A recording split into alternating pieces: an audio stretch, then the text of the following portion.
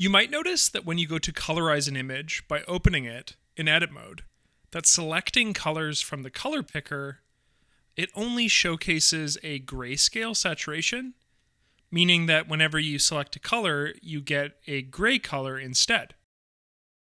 This is because the image you were working on has a bit depth of 8-bit grayscale.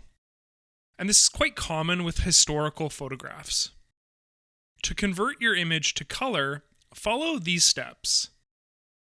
Navigate to View.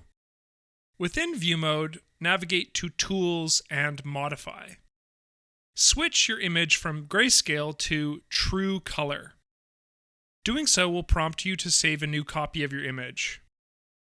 Now, when we select our image, you can see that the file information shows 24-bit color. Opening the image will reveal a color picker that allows for full color application.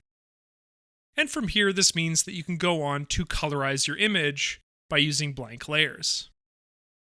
As a note, if you notice this grayscale effect occurring even in color images, it's possible that you have an adjustment layer selected instead of a base image layer.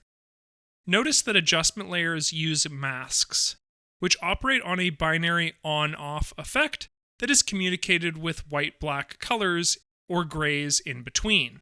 So just double check that you're not selecting an adjustment layer rather than the base layer if this is coming up for you. Please like, comment, and subscribe. And if you'd like, click the bell icon. That'll notify you when we upload new videos.